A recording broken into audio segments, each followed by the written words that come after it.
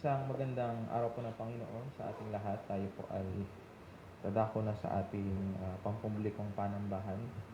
At nagagalak po tayo muli sa oportunidad na makapagtipon, bagaman na limited yung ating assembly.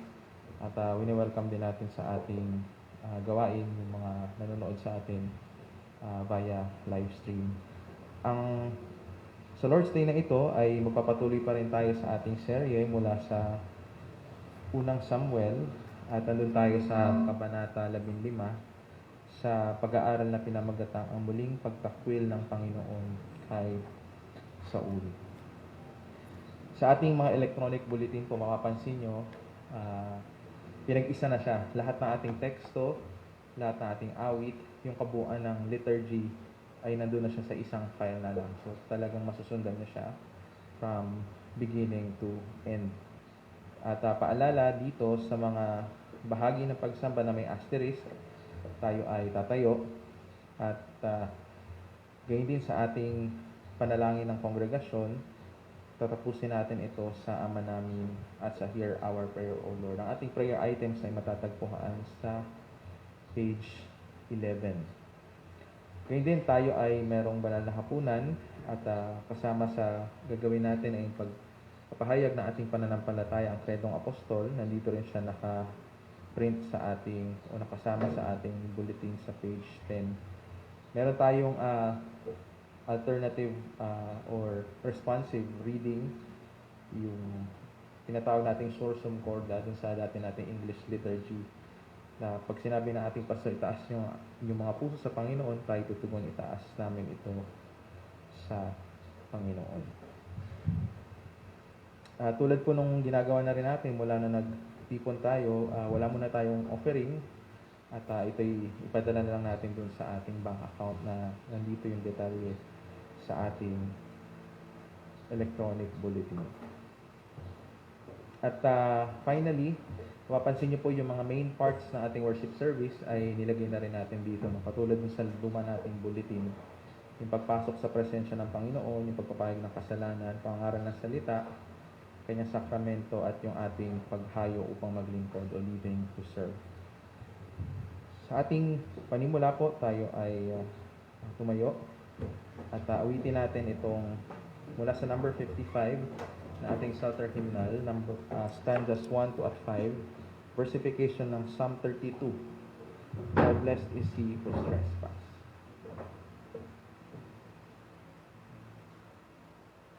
Holy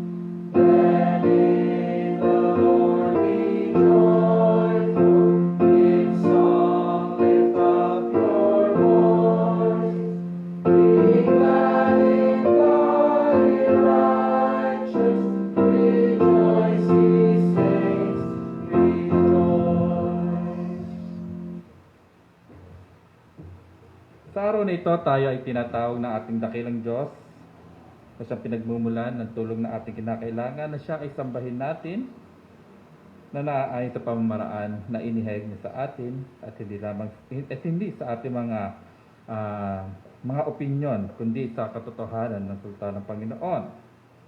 Magkaingay kayong may kagalakan sa Diyos buong lupa, awitin ninyo ang kalwalhatian ng kanyang pangalan, gawin ninyong maluwalhati ang pagpupuri sa kanya.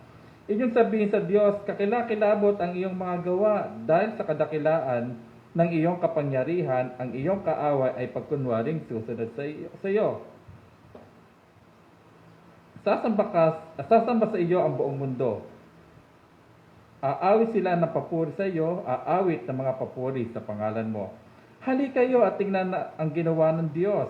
Siya'y kakilakilabot sa kanyang mga gawa sa gitna ng mga tao. Kanyang ginagawang tuyong lupa ang dagat. Ang mga tao ay tumawid sa ilog. Nang naglalakad, doon ay nagalak kami sa kanya. Siya ay namumuno sa pamamagitan ng kanyang kapangyarihan magpakailanman. Ang kanyang mga mata ay nagbabantay sa mga bansa. Huwag itaas ng mga mapaghimasik ang mga sarili nila, o purihin ninyo ang Diyos. Kayong mga bayan, ang tinig ng pagpupuri sa kanya ay hayaang mapakinggan, na umaalalay sa amin kasama ng mga buhay, at hindi hinayaang madulas aming mga paa. Itingin natin ating mga paningin sa ating Panginoon na pinagmumulan ng ating tulong. Ang ating mga mata ay sa burol ititingin, ang ating bang saklolo ay saan manggagaling?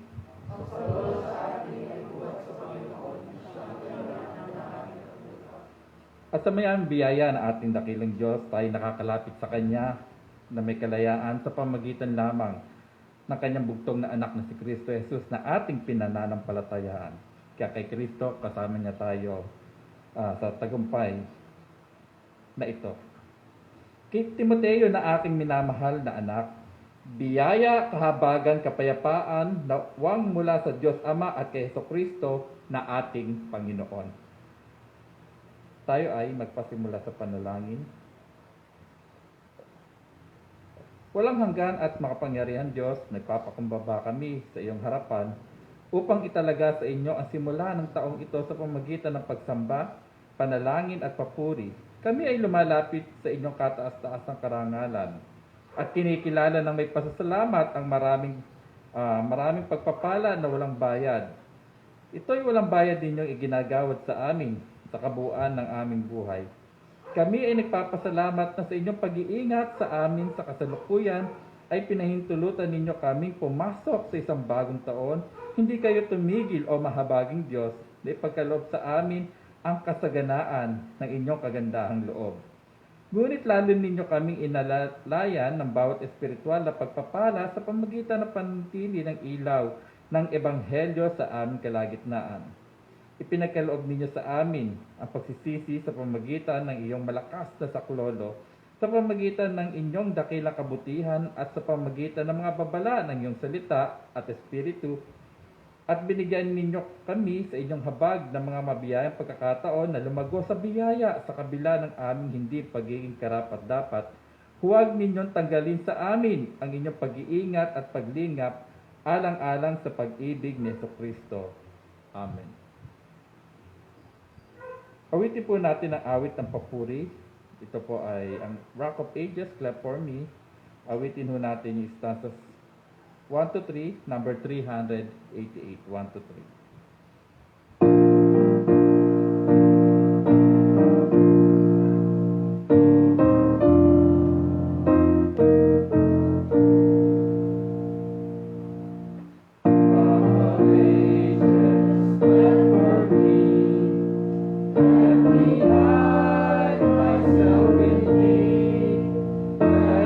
Water and the blood from my wound.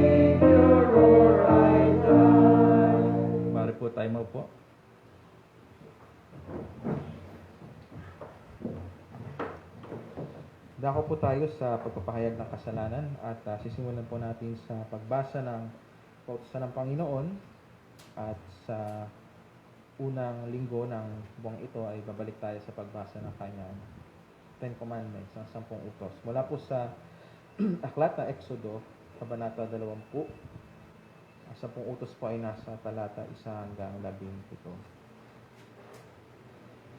Binigkas ng Diyos ang lahat ng salitang ito na sinasabi, "Ako ang Panginoon mong Diyos na naglabas sa iyo sa lupain ng Ehipto mula sa bahay ng pagkaalipin. Huwag kang magkakaroon ng mga Diyos sa harap ko. Huwag kang gagawa para sa iyong sarili ng inukit na larawan o ng anumang kawangis ng anumang nasa langit sa itaas o nasa lupa sa ibaba o ng nasa tubig sa ilalim ng lupa. Huwag mo silang yuyukuran o paglingkuran man sila sapagkat akong Panginoon mong Diyos ay Diyos na mapanibughuin, na aking pinarurusahan ang mga anak dahil sa kasamaan ng mga magulang hanggang sa 3 at 4 na salin lahi ng mga napupuot sa akin. Ngunit pinagpapakitaan ko ng wagas na pag-ibig ang libo-libong umiibig sa akin at tumutupad ng aking mga utos. Huwag mong babanggitin ang pangalan ng Panginoon mong Diyos sa walang kabuluhan, sapagkat hindi pawawalang sala ng Panginoon ang sino mang gumagamit ng kanyang pangalan sa walang kabuluhan. Alalahanin mo ang araw ng Sabat upang ingatan itong banal. 6 na araw kang gagawa at iyong gagawin ang lahat ng iyong gawain. Ngunit ang 7 araw ay Sabat sa Panginoon mong Diyos. Sa araw na ito ay huwag kang gagawa ng anumang gawain. Ikaw ang iyong anak na lalaki, ang iyong anak na babae, ang iyong aliping lalaki, ang iyong aliping babae, ang iyong mga baka, ang dayuhang nasa loob ng iyong mga pintuan. Sapagkat sa loob ng 6 na araw ay ginawa ng Panginoon ang langit at lupa, ang dagat, at lahat ng naroroon at nagpahinga sa 7 araw. Kaya't binasbasa ng Panginoon ang araw ng Sabat at ginawa itong banal. 12 ay galang mo iyong ama at ang iyong ina upang iyong mga araw ay humaba sa lupaing ibinibigay sa iyo ng Panginoon mong Diyos. Huwag kang papatay, huwag kang mangangalunya, huwag kang magnanakaw, huwag kang magiging sinungaling ng saksi laban sa iyong kapwa. Huwag mong iimbutin ang bahay ng iyong kapwa, huwag mong iimbutin ang asawa ng iyong kapwa, o ang kanyang aliping lalaki, o ang kanyang aliping babae, o ang kanyang baka, o ang kanyang asno, o anumang bagay ng iyong kapwa." Sa kautusan po ng Panginoon na ating nabasa, ay pinapaalala sa atin yung kanyang pamantayan, kanyang standard ng kanyang pamumuhay na binibigay sa atin. At batid natin sa pagbasa na ito na tayo ay hindi nakakaabot doon sa pamantayang yun. At ito ay nagpapaalala sa atin na kailangan natin ng isang tagapagligtas na susunod para sa atin.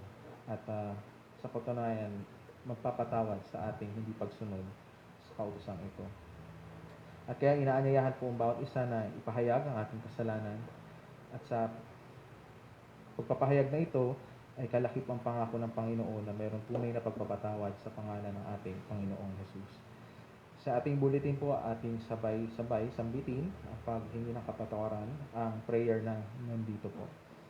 Panginoon, sa pag-udyok ng inyong biyaya ay inahandog namin ang aming mga sarili sa simula ng taong ito at nanganais na gamitin ito ng higit na wasto sa mga taong lumipas. At dahil ang araw ng bagong taong ito papabala sa amin, ang aming mga taon ay lumilipas tulad ng isang baha, tulad ng isang panaginip.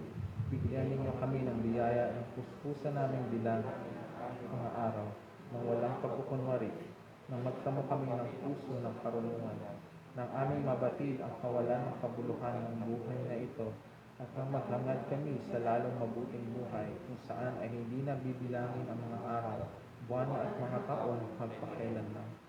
Kung kami ng hindi sa langit, hindi ayon sa aming pagnanasa, kundi ayon sa inyong kalooban. O Diyos, kapag humantong na sa pagtatapos ang aming mga taon, at dumating na ang araw ng aming kamatayan, loobin ninyo na kami ay lumisan sa kapayapaan, hindi naaabot ng pag-iisip, at sa tiyak ng pag-asa ng buhay na walang hanggan. Pakinggan niyo kami sa iyong biyaya sa pamamagitan ng Jesucristo ng aming Panginoon. Amen. Ang nabasa po natin ay ang kautusan ng Panginoon. Ngayon naman ay nababasa at naririnig natin ang pangako ng kanyang mabuting balita. Sa lahat sa atin na nagpapahayag ng tunay na ating kasalanan at sumasampalataya kay Kristo bilang tanging tagapagligtas, ito po ang pangako ng mabuting balita. At tayo, mga patay, dahil sa inyong mga kasalanan at di pagtutuli ng inyong laman, ay kanyang binuhay kayong kasama ng Panginoon Jesus. Nang ipatawad niya sa inyo ang lahat ng mga kasalanan na pinawi ang sulat kamay na laban sa atin na nasa mga tuntuning salungat sa atin. At ito'y kanyang inalis at ipinako sa krus. Yan po ang assurance of forgiveness para sa atin, ng mga nananampalataya sa ating Panginoon. Bilang pasasalamat po, tayo ay tumayo. At ang awit ng pasasalamat natin ay mula sa number 446 ng ating Psalter Hymnals, Numbers 1 to 3. Sa ating bulletin, ang My Faith Looks Up to Thee.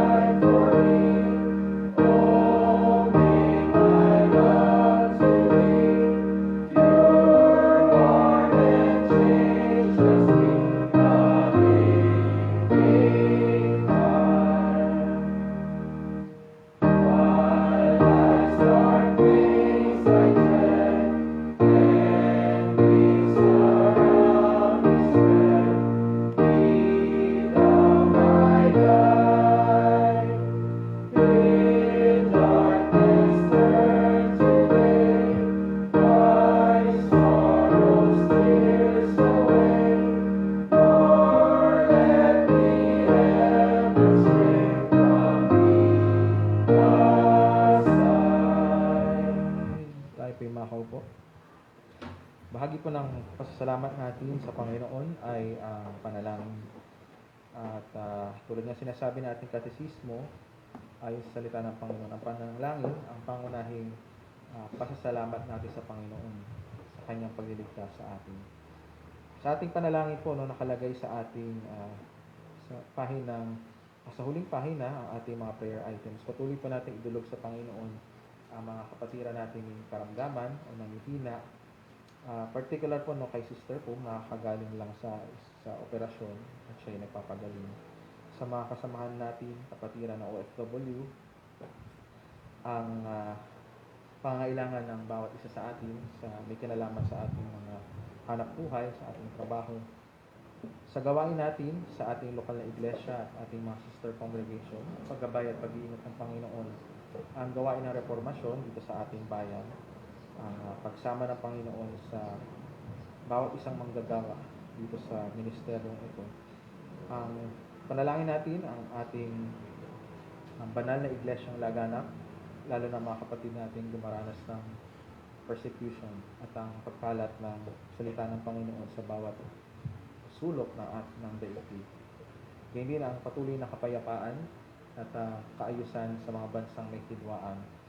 Ang pag-iingat po sa atin ng Panginoon sa panahon ito ng pandemiko pa rin, bagamat mas maayos-ayos kumpara last year, pero nandun pa rin yung banta na sakit, kagalingan sa mga nadapuan ng sakit, pag-iingat po sa atin, lalo dun sa madalas lumabas, dala ng hanap buhay o trabaho, maka-avail tayo ng anumang gamot o lunas para dito. Manalangin natin ang mga leader ng ating bansa na sa kanilang pamumuno po ay bigyan sila ng karunungan paggabay ng Panginoon at palakip nito tayo ay mabuhay ng may kapayapaan, katahimikan bilang mananampalataya sa ilalim ng kanilang pamumuno. Pagtapos po ng panalangin natin, tatapusin natin sa Lord's Prayer sa Ama namin sa wikang Filipino at gayon din sa Hear Our Prayer, O Lord na himno mula sa number 489. Tayo po ay lumapit sa Panginoon sa panalangin.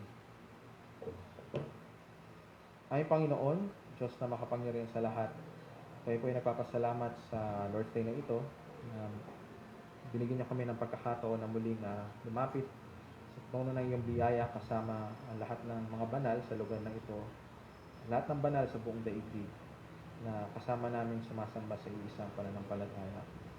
Papasalamat po kami sa lingong dumaan na iningatan niyo po kami. Kami man ay nasa bahay o lumabas ng bahay sa lahat na aming mga kanya-kanyang lokasyon o pagtawag sa aming pag-aaral man, sa pagtatrabaho. Kayo po ang patuloy ng aming gabay at nag-iingat sa amin. Kami po ay naghihingi ng kapatawaran sapagkat napakadali sa aming malimutan na kami ay nabubuhay, kami ay inaalalayan nyo sa bawat sandali at hindi kami magsusurvive maliban na lamang sa providensya nyo sa inyong pangangalaga sa amin sa bawat sandali. Salamat sa kalusugan na mayroon po kami sa kalakasan ng katawan upang makapaghanap buhay at matulungan ang mga ilangan sa amin, makadepende sa amin. Pero higit sa lahat, Panginoon, nagpapasalamat kami sa kaloob ng inyong anak na si Jesus. Ibinigay niyo sa amin ng walang bayad. Binigay niyo sa inyong biyaya para sa aming ganap na katubusan at ganap na kaligtasan. Salamat po sa inyong means of grace na inyong binibigay sa amin linggo-linggo at sa bawat araw ng linggo sa inyong salita na patuloy na nagsusustain sa aming buhay spiritual. Salamat po sa communion ng mga mananampalataya sa lugar na ito, sa mga namumuno sa amin. Every Lord's Day ay meron kaming weekly reminder na kami ay hindi nabubuhay lang para sa buhay dito sa mundong ito, kundi kami ay tulad ng aming panalangin nag-aasam sa higit na maiging buhay na darating sa pag-asa ng buhay na walang hanggan. Sa aming paglapit po, Panginoon, sa oras na ito, ay mas batid niyo po ang nilalaman ng aming mga puso, ang aming samot-saring pangangailangan, ang aming mga hinaing, aming mga pinagdadaan ng suliranin, aming mga pangamba at takot. At sa mga oras na ito, bilang isang kongregasyon, hinihiling namin, Panginoon, na tulungan niyo kami na ilagak ang aming pagtitiwala sa inyong mapagpalang kamay. Tanggalin niyo po ang aming takot at pangamba at palitan ito ng kapayapaan na hindi maaabot ng pag-iisip. Dito po mag-ingat sa puso at sa isipan namin sa aming paglapit sa iyo sa panalangin.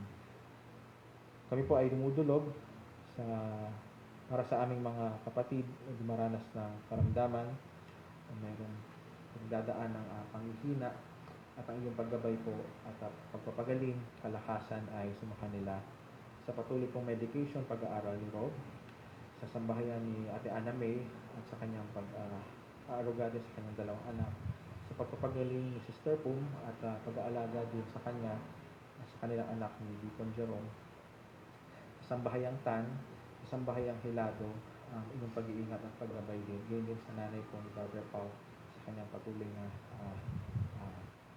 palakasin niyo po ang kanyang katawan.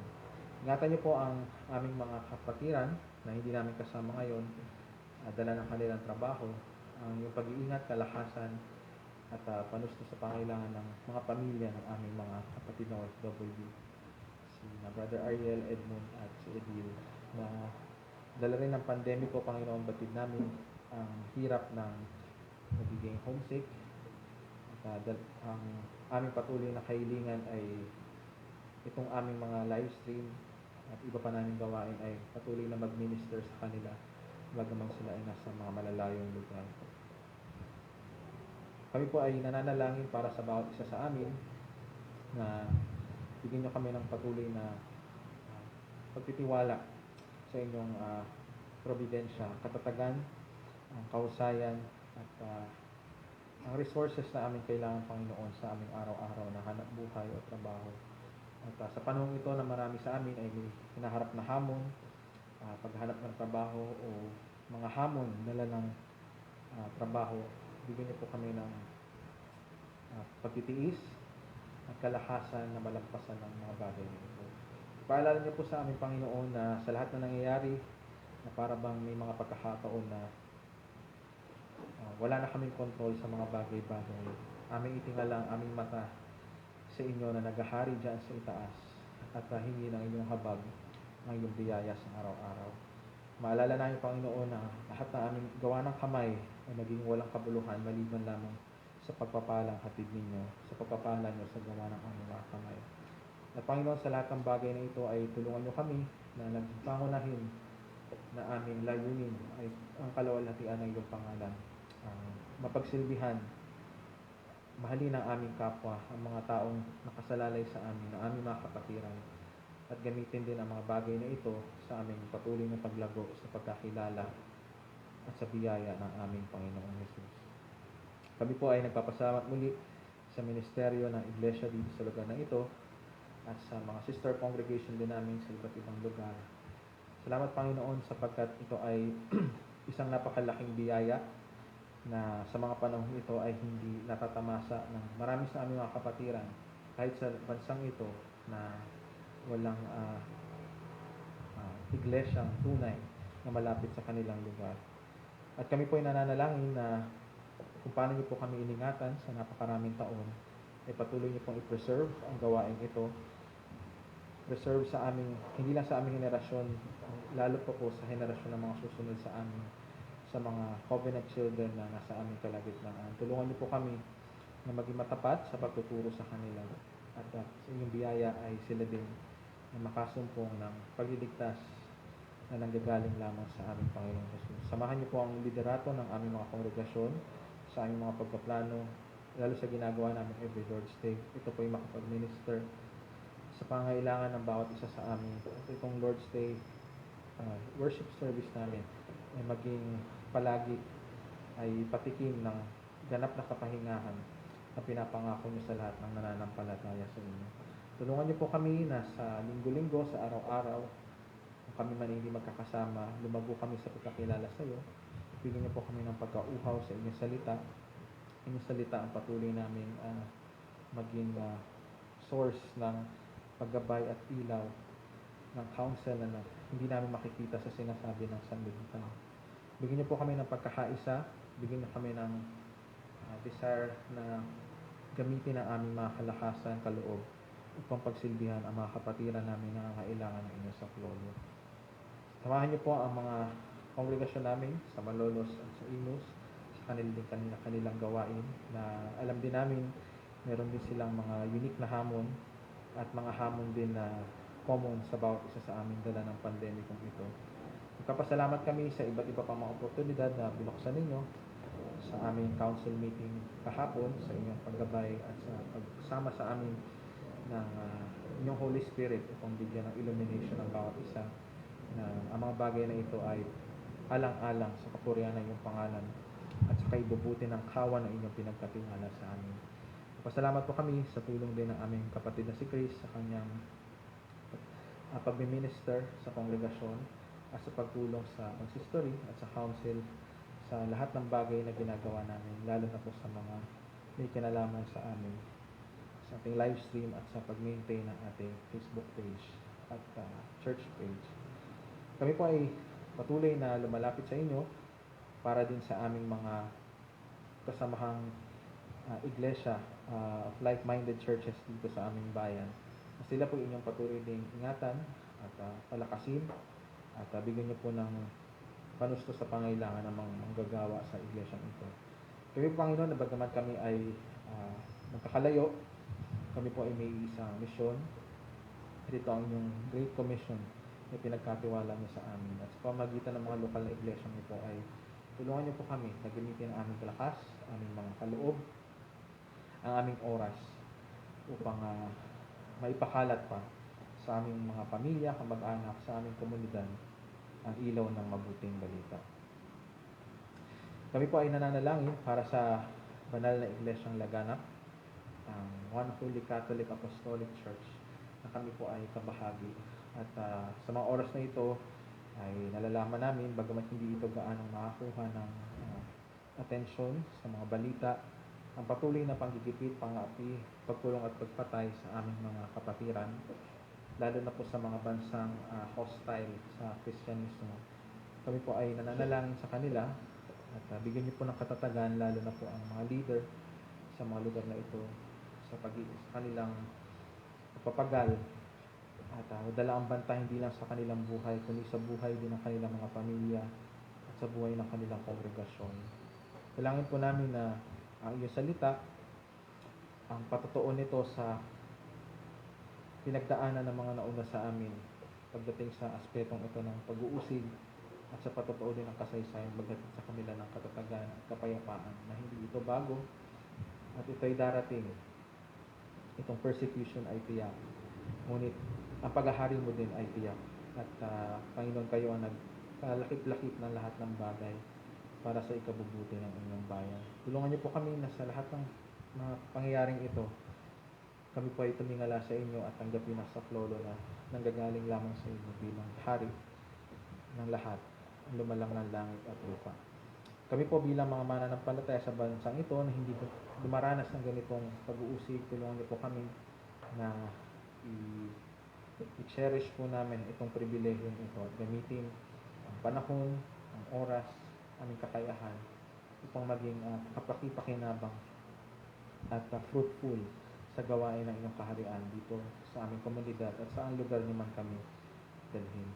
Dalangin namin na sa taong ito ay maging saksi ito sa aming patuloy na paglago sa maturity, hindi lang bilang isang kongregasyon, kundi bilang mga individual na mananampalataya din at bilang mga pamilya na nakatayo sa tunay na pundasyon ng salita ng Panginoon. Tulungan niyo po kami, Panginoon, na mag-aim doon sa maturity na sinasabi ng inyong salita at maging halimbawa po kami sa mga nakakakita sa amin. Dalangin namin ang patuloy na paggabay nyo sa mga namumuno sa amin, sa mga bansang may hidwaan. Nawa, Panginoon, ay ipakita nyo ang inyong kapangyarihan at makita nila na kayo ang hari ng lahat. At itong mga temporal na hidwaang ito ay magkaroon ng kaayusan at pagkakasundo ang mga bansa at ang pamahalaang involved sa mga bagay na ito. At sa taong ito, Panginoon, na patuloy pa rin ang new normal sa panahon ng pandemikong ito, tulungan niyo po kami na maging responsable, hindi lang bilang mga mamamayan, kundi bilang mga mananampalatayang mamamayan. Ingatan niyo po ang bawat isa sa amin, sa aming pag-alis-alis, ito man ay sa aming trabaho o iba't ibang errands. Ilayin niyo po kami sa sakit at sa mga mahal namin sa buhay at iba pang kasamahan na dumaranas na sakit, ang kagalingan niyo po ay sumakanila. At ito sa usapin ng bakuna at lunas, tulungan niyo po kami, bigyan niyo kami ng karunungan, bigyan niyo kami ng paggabay na sa pagpapasya sa mga bagay na may kinalaman dito. Lalo sa panahon ng ngayon na iba't ibang opinion at puro-puro ang naririnig namin sa balita. Samahan niyo po ang aming Pangulo, ang kanyang bise, lahat ng namumuno sa amin sa national at local levels ng pamahalaan. At sa kanilang pamumuno ay gabayan niyo po sila at sa kanilang pagpapasya at pakikinig. Lagi nila isaisip na sila ay nasa posisyon na yan, ngunit nasa ilalim ng inyong paghahari. At sila ay accountable ultimately, hindi sa taong bayan, kundi sa inyo na naglagay sa kanila sa posisyon nila. Samahan niyo po ang aming bansang Pilipinas sa aming mga suliraning hinaharap at magkaroon ng pagkakaisa, maging kabahagi po kami sa pagbibigay ng solusyon sa mga problemang aming hinaharap bilang isang bayan. Kami po ay nagpapasalamat sa oras na ito at batid niyo po, Panginoon, ang samot-sari namin pangangailangan.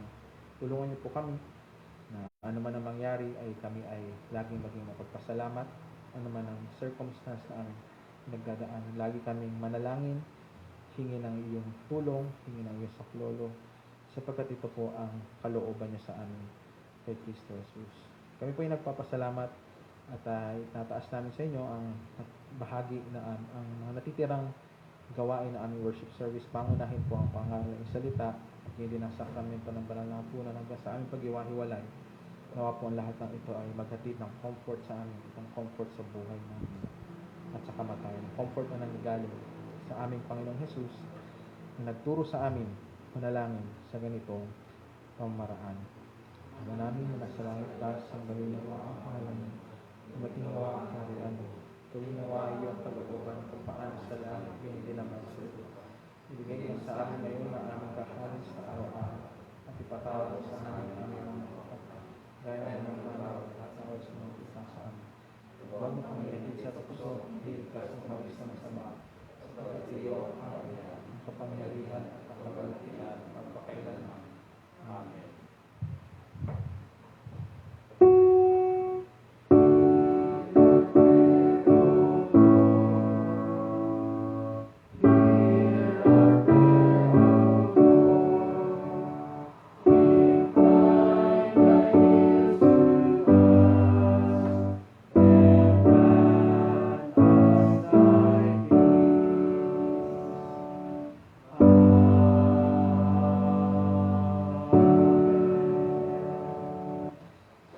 Dako po tayo sa kapahayagan ng salita ng Panginoon at sa pagbasa ng ating teksto tayo po ay tumayo.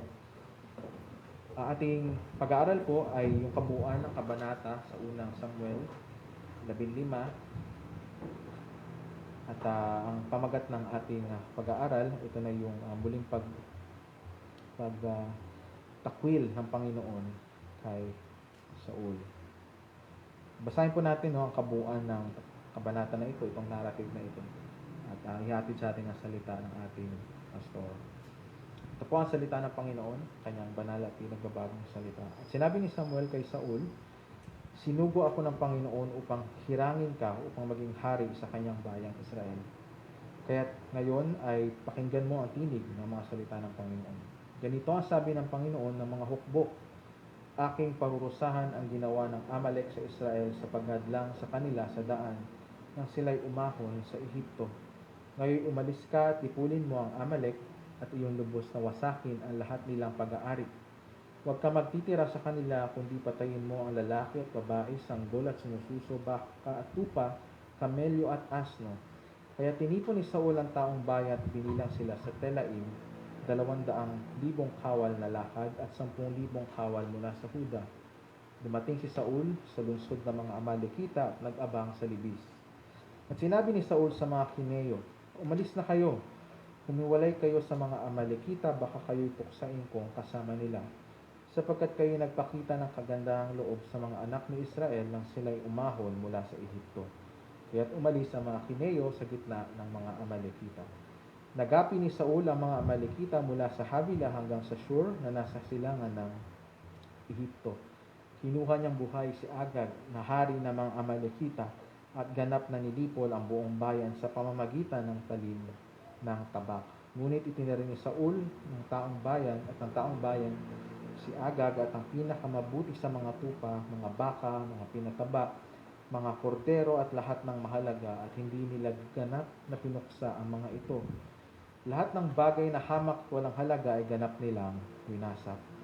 Ang salita ng Panginoon ay dumating kay Samuel na sinasabi, ikinalulungkot ko na ginawa kong hari si Saul, sapagkat siya'y tumalikod sa pagsunod sa akin at hindi tinupad ang aking mga utos. At si Samuel ay nagalit at siya'y dumaing sa Panginoon ng buong magdamag. Kinaumagahan, si Samuel ay bumangong maaga upang magpakita kay Saul. At sinabi niya kay Samuel, si Saul ay pumunta sa Carmel at doon ay nagtayo siya para sa kanyang sarili ng isang bantayog. At pagbalik niya ay lumusong siya sa Gilgal.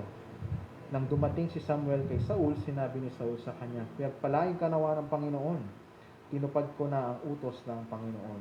Ngunit sinabi ni Samuel, ano kung gayon ang kahulugan nitong iyakan ng tupa at ang ungal ng mga baka na aking naririnig? Sinabi ni Saul, sila'y dinala nila mula sa mga Amalekita, sapagkat itinira ng taong bayan ang pinakamabuti sa mga tupa at baka upang ihandog sa Panginoon mong Diyos. Ang nalabi ay aming kinuksang lahat. Na magkagayoy sinabi ni Samuel kay Saul, tumigil ka, aking sasabihin sa iyo kung ano ang sinabi ng Panginoon. sa akin sa gabing ito. At sinabi niya sa kanya, sabihin mo. At sinabi ni Samuel, bagaman ikaw ay maliit sa iyong sariling paningin, hindi ba ikaw ay ginawang pinuno ng mga lipi ng Israel? At hinirang ka ng Panginoon upang maging hari sa Israel. Sinugo ka ng Panginoon sa isang takdang gawain at sinabi, humayo ka at ganap mong puksain ang mga makasalanang Amalekita at labanan mo sila hanggang sa sila ay maubos. Bakit hindi mo sinunod ang tinig ng Panginoon? Kundi ikaw ay dumaluhong sa samsam at ginawa mo ang masama sa paningin ng Panginoon. Sinabi ni Saul kay Samuel, oo, aking sinunod ang tinig ng Panginoon. At ako'y pumunta sa daang pinagsubuan sa akin ng Panginoon. Aking dinala si Agag na hari ng Amalek at aking pinatay na lahat ang mga Amalekita. Ngunit ang taong bayan ay kumuha mula sa samsam, sa mga samsam, sa mga tupa at baka ng pinakamabuti sa mga itinalagang bagay upang ihandog sa Panginoon mong Diyos sa Gilgal. 22 ang sinabi ni Samuel, ang Panginoon kaya ay may malaking kasiyahan sa mga handog na sinusunog at sa mga alay, gaya ng pagsunod sa tinig ng Panginoon. Tiyak ang pagsunod ay mas mabuti kaysa alay, at ang pakikinig kaysa taba ng mga tupang lalaki, sapagkat ang panghimagsik ay gaya ng kasalanan ng pangkukulang, at ang katigasan ng ulo ay gaya ng katampalasanan at pagsamba sa mga Diyos-Diyosan. Sapagkat itinakwil mo ang salita ng Panginoon, itinakwil ka rin niya sa pagiging hari. At sinabi ni Saul kay Samuel, ako'y nagkasala, sapagkat ako'y sumuway sa utos ng Panginoon at sa iyong mga salita. Sapagkat ako'y natakot sa taong bayan at sumunod sa kanilang tinig. Ngayon ako'y hinihiling ko sa iyo, ipatawad mo ang aking kasalanan. Bumalik kang kasama ko upang ako'y makasamba sa Panginoon. At sinabi ni Samuel kay Saul, hindi ako babalik na kasama mo, sapagkat itinakwil mo ang salita ng Panginoon at itinakwil ka ng Panginoon sa pagiging hari ng Israel. Nang tumalikod si Samuel upang umalis, hinawakan ni Saul ang laylayan ng kanyang balabal at ito ay napunit. At sinabi ni Samuel sa kanya, pinunit ng Panginoon sa iyo ang kaharian ng Israel sa araw na ito at binigay sa iyong kapwa na higit na mabuti kaysa iyo. Gayon din ang kaluwalhatian ng Israel ay hindi magsisinungaling o magbabago ng isipan, sapagkat siya hindi isang tao na dapat niyang baguhin ang kanyang isipan. Na magkagayoy, kanyang sinabi, ako'y nagkasala. Gayon may parangalan mo ako ngayon sa harap ng matatanda ng aking bayan at sa harap ng Israel, at bumalik ang kasama ko upang ako'y sumamba sa Panginoon ng Diyos. Kaya't bumalik si Samuel kay Saul at sumamba si Saul sa Panginoon. Pagkatapos ay sinabi ni Samuel, dahil niyo rito sa akin si Agag na hari ng mga Amalekita.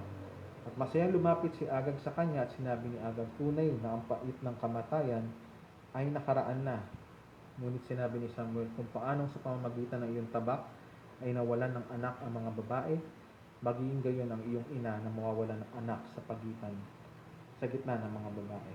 At pinagputol-putol ni Samuel si Agag sa harap ng Panginoon sa Gilgal. Pagkatapos ay pumunta si Samuel sa Rama at si Saul ay umahon sa kanyang bahay sa Gibea. Hindi na muling nakita ni Samuel si Saul hanggang sa araw ng kanyang kamatayan, ngunit tinangisan ni Samuel si Saul at kinalungkot ng Panginoon na kanyang ginawang hari ng Israel, si Saul. Palain po ng Panginoon ang pagbasa at pangaral ng kanyang salita. Sa ating awit na paghanda, awitin po natin ang versification ng Psalm chapter 1. Sa ating Psalter hymnal number 1, stanzas 1, 4 at 5, that man is blessed.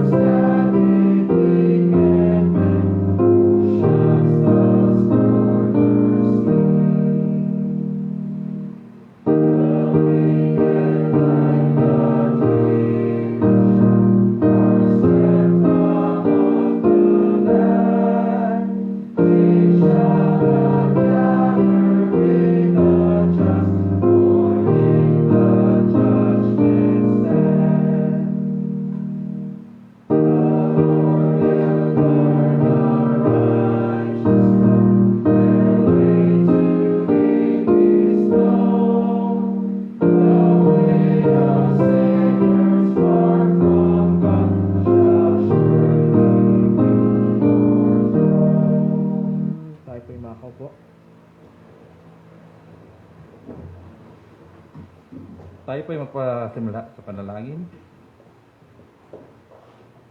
Sa aming pong pakikinig, Panginoon, sa inyong salita na maipapangaral sa hapon na ito, ay buksan nyo ang mga puso't isipan. Makita ho namin sa kasaysayan na ito ang kamay ninyo, ang kamay ng inyong pagliligtas na nagtuturo sa ganap na pagliligtas ng inyong bugtong na anak na si Kristo Jesus, kung saan kami kabilang sa pagliligtas na ito na tanging sa biyaya niyo lamang.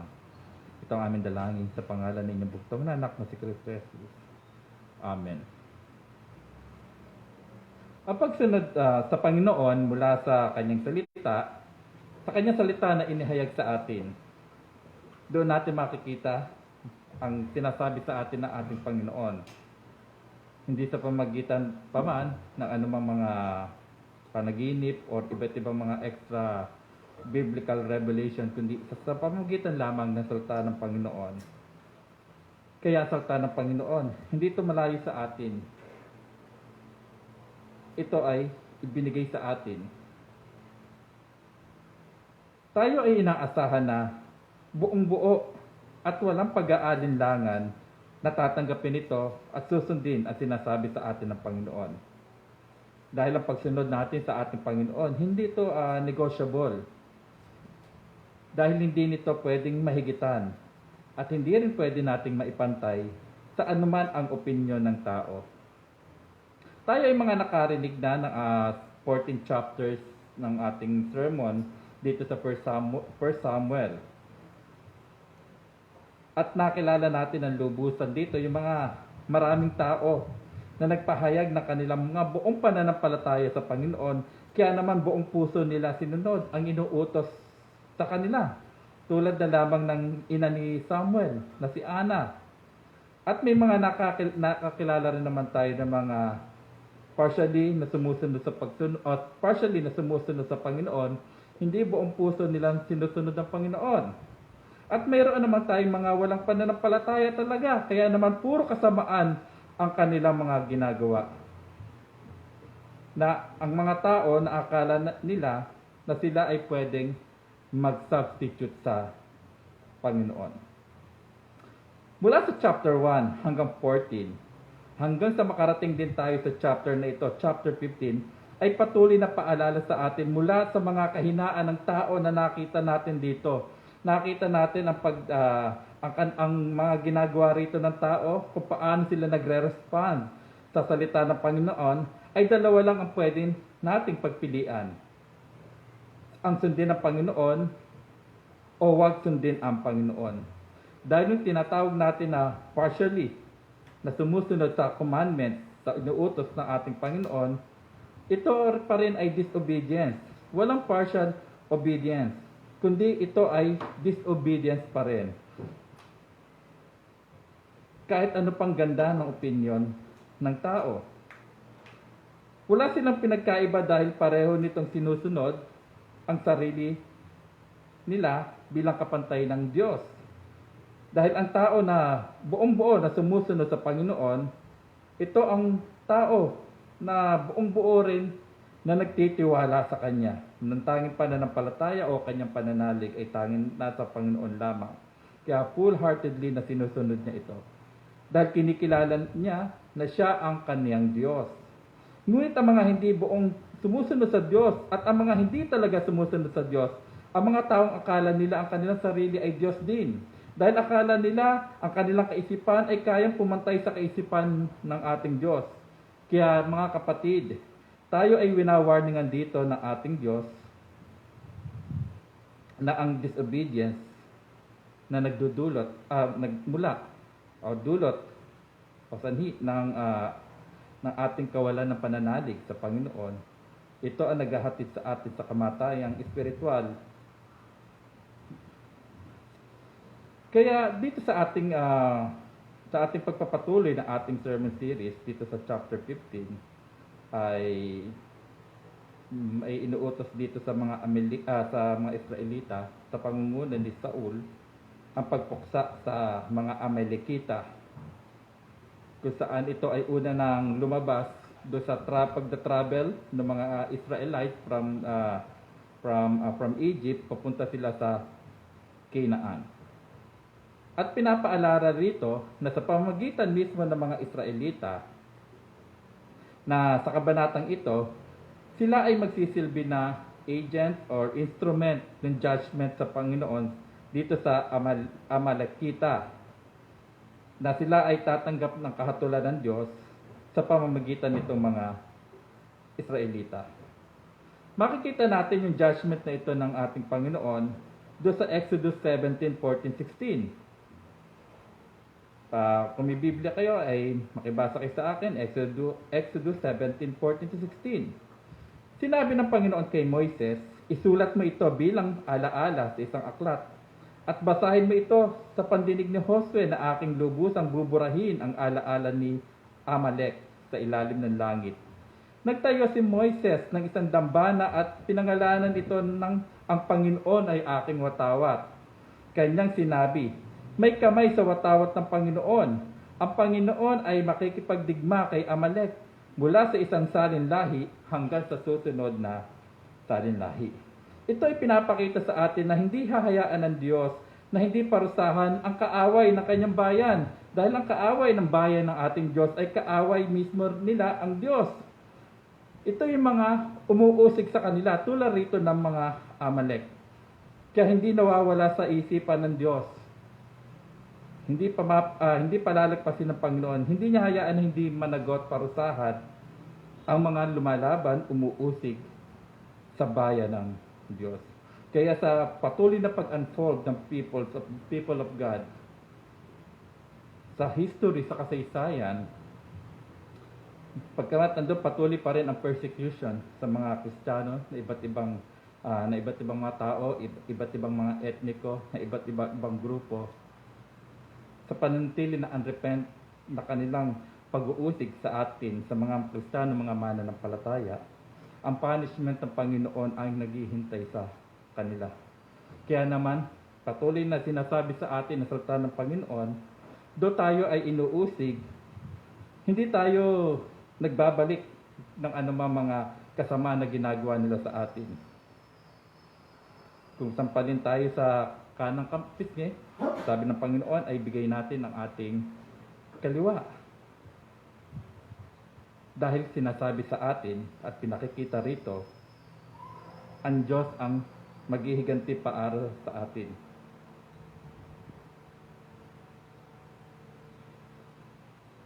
Kaya sa pagkakataon naman ito, sa pag-utos sa kanila na puksain ang lahat ng mga Amalikta at walang ititira kahit ano paman, kasama yung kanilang mga alagang hayop o mga gamit, hindi dahil sila ay gaganti sa mga Amalekites, kundi sila ay agent lamang o instrument ng paghuhukom ng Panginoon. Ang Panginoon ang nagpapataw sa kanila ng kaporsa na ito na wasakin, ubusin itong mga Amalekita na ito, kasama ang lahat ng kanilang mga ari-arian. Kaya sa pamamagitan ni Samuel, inutos ito sa kanila. Dito sa verse 3, lipulin mo ang Amalek at iyong lubos na wasakin ang lahat nilang pag-aari. Huwag kang magtitira sa kanila, kundi patayin mo ang lalaki at babae, sanggol at sumususo, baka at tupa, kamelyo at asno. Marami, hindi lamang sa loob ng nasabi natin general, Christian circle, gayon din naman ng mga non-Christian na nakakabasa ng Christian Bible, Old Testament and New Testament, yung ganito ang mga pagkakataon na hindi nagiging katanggap-tanggap sa kanila. Kasi, paano masasabi natin loving God ito? Pupuksain lahat, pati mga walang kinalaman doon sa pakikipaglaban, ang mga babae at hindi naman ang mga bata. Kaya naman makakarinig din tayo ng mga iba't ibang mga gumagawa ng division between the Old Testament and the New Testament. Na ang New Testament daw ay mas superior sa Old Testament. Dahil ang New Testament ay meron tayong God na morally loving, mahinahon, at hindi magagalitin. At ang Old Testament ay doon makita natin ang Diyos na punong-puno ng galit.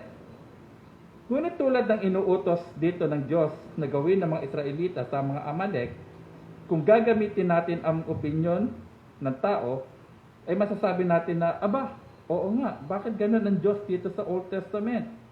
Kung hindi natin naunawaan mismo ang konteksto na nilalaman nito sa panahon na iyon, ay marahil ay tayo ay matatangay ng ganong mga katuroan, ng ganong mga opinion patungkol sa Diyos.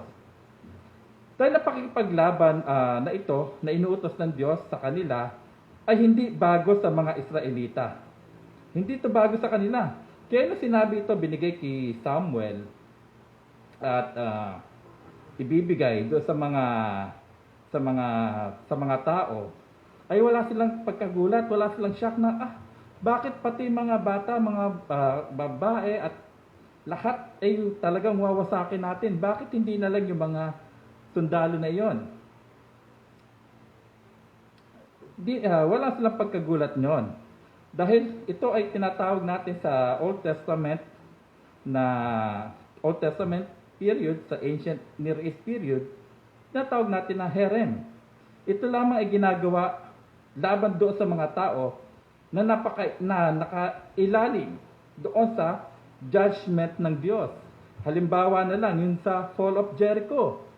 Sinasabi nating matinding judgment ito. Kaya naman hindi limitado sa mga kaaway na sundalo ang pagpuksa, kundi kasama na din ang lahat ng mga Amalek. Mga bata man o mga matatanda, kasama na ang kanilang mga ari-arian, mga gamit at gayon din naman ang mga halagang hayop, mga napapakinabangan at hindi napapakinabangan. Ito ay isang banal na gawain na ibinibigay para sa mga Israelita dahil sila ay agent, sila ay instrument ng God's judgment dito sa mga Amalek. Muli sila ay instrumento lamang ng paghuhukom na ito ng ating Panginoon.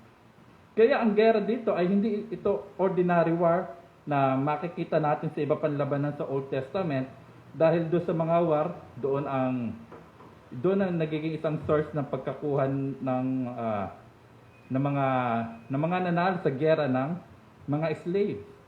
Kaya maraming slaves ang mga Israelites na ito ay nakuha nila mula sa pakipaglaban, pakipaggera. Ngunit sa pagkakataon nito sa Amalek, sila ay gagamitin na Panginoon na judgment sa bayan na ito dahil sa kanilang kasalanan sa Diyos. Kasalanan nila sa bayan ng Diyos. Nung sila ay tumatawid, itong mga Israelites, papunta sa lupang pangako, ito ay kanilang inatake itong mga Israelites sa kanilang paglalakbay patungo sa Promised Land. Kahit sa haba ng panahon, from the wilderness hanggang sa makarating dito, hindi nalilingid sa isipan ng Panginoon ang kanyang paghuhukom sa mga kaaway ng Diyos, sa mga kaaway ng bayan ng Diyos. Makalimutan man ito ng tao, kailanman ay hindi ito malilimutan ng Diyos. Kaya naman pati mga pwedeng pakinabangan dito, mga alagang hayop at mga mamahaling gamit ng mga Amalek ay pinawawasak sa kanila. Naalala ko yung isang kwento kung kilala muli natin si John Gresham Machen, teacher sa Princeton and then one of the founding faculty sa Westminster Seminary. Siya ay nag-service sa World War I sa Europe. Rin siya, serviceman sa World War I. Kaya nakita niyo doon after ng mga labanan at pag sila ay nagsa-search sa area na yon, ay meron silang mga nakikita mga kapakipakinabang na gamit na pwede nilang gamitin. Kaya anong ginagawa nila? Ito ay kinukuha nila at kanila muling itong ginagamit. Pero nasa isip niya na, nandun din yung naglalaban yung isip niya na, bakit ko ito ikukunin? Hindi naman sa akin ito. Bakit ko ito gagamitin? Na doon sa isip niya, siya ay nagtatalo. Kaya bilang Kristiyano, ito ay nag-struggle din doon sa isipan niya. Pero sabi niya, dahil doon sa giyera, morally right na kumuha ng mga gamit na makukuha doon At hindi yung tinatawag na stealing, kundi sinasalvage lang yung mga bagay na pwedeng gamitin na wala namang pakikinabangan. Ngunit, sa labanan naman na ito, dito kay Saul at doon sa mga Amalek, kung ano man yung makikita nila noon, kailangan nilang sirain. Kailangan nilang wasakin.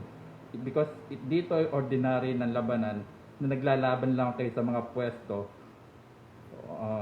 Kundi ito ay judgment ng Panginoon na ang dumating sa mga Amalek at ang agent ay ang Israel. Marahil ito rin na yung nasa isip ni Machen, ito marahil din yung nasa isip ni Saul sa pagkakataon na yon. Ito rin ang kanyang isipan na kanyang mga tao, marahil ito ay binigay niyang kautusan sa mga tao na huwag nakunin yung mga kapakipakinabang panabagay tulad ng mga hayop at mga pwede pang gamitin ng mga gamit. At kaya naman sa pagkakataon nito, muling sinuway ni Saul ang utos ng Panginoon para lamang sa kanyang magandang intensyon. Maganda yung intensyon dito ni Saul. Hindi nila pinatay yung hari na si Agag. Ang mga alagang hayop at ang mga pakinabang na gamit ay kinuha nila. Ngunit ito pa rin ay kontra sa pinag-uutos ng Panginoon kay Saul. Kaya tayo ay, kung tatanungin tayo, tsak nasasabihin natin na maganda naman yung hangar ni Saul. Kesa naman patayin yung libo-libo mga hayop doon, bakit hindi nalang kunin para pakinabangan? At gayon din naman ang iba't ibang mga mapapakinabangan pa na gamit. Baka pwede na iyong palagpasin. Pero tatandaan pa rin natin, ano man yung ganda ng opinion ng tao, ano man yung ganda ng hangarin ng tao, pag ito ay contrary pa rin sa pinag-uutos ng Panginoon, ang salita ng Panginoon pa rin ang siyang mangingibabaw. Dahil hindi iyon ang inuutos ng Panginoon. Una ko nang nasabi na hindi pwedeng pumantay tayo sa ang opinyon ng tao sa pinag-uutos ng Diyos kahit ano pa ang ganda ng ating intensyon. Kaya dito kahit ano pa ang ganda ng intensyon ni Saul, iyon pa rin ay disobedience. Kahit partially na kanyang sinunod ang Diyos, iyon pa rin ay disobedience. Walang partial obedience. Kasi any partial obedience, ito pa rin ay disobedience. Iyon ay kasalanan dahil hindi niya sinunod ang sinabi at pinagagawa ng Panginoon na para bang maganda naman ang aking intensyon, ay sigurado ay sasang-ayon naman ang Panginoon sa aking gagawin. That's why yung opinion ng ating tao ay hindi natin alam. Hindi natin nalalaman na nagagawa na natin ang ating mga sarili, nakapantay ng Diyos, na parang gusto natin na ang Diyos mismo rin ang a-agree sa atin dahil sa ating sabi na earth-shattering opinion ng tao. Pero hindi. Still, disobedience pa rin. At iyon ay kasalanan. Ito ang klase ng Diyos-Diyosan na gustong-gusto ng mundo. Dahil ito ang Diyos na sasang-ayon sa atin. Pero ito, nasa isip dito ni Saul ay hindi yun ang Diyos na nagpakilala sa kanila. Iyon ay Diyos na nilikha lamang ng kanilang isipan. Tulad ng ayos, tulad na lang sa kalalagayan natin, sa ating konteksto na ito, na gusto nating sumang-ayon ang Diyos sa atin dahil lamang sa maganda naman ang ating intensyon. Tulad na lang ng pagkakasal ng dalawang tao na parehong kasarian.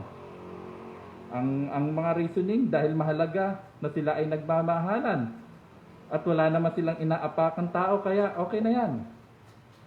Pero iyon ay contrary sa commandment ng ating Panginoon. Ayos lang na hindi natin i-considera ang Lord's Day gathering tuwing Lord's Day. Ang mahalaga ay dahil pwede ko naman siya sambahin, siya ay nasa lahat ng dako. At marami pang iba na sa tingin na natin ay bibilib ang Panginoon sa ating mga opinyon dahil kahanga-hanga yung ating kaisipan. No.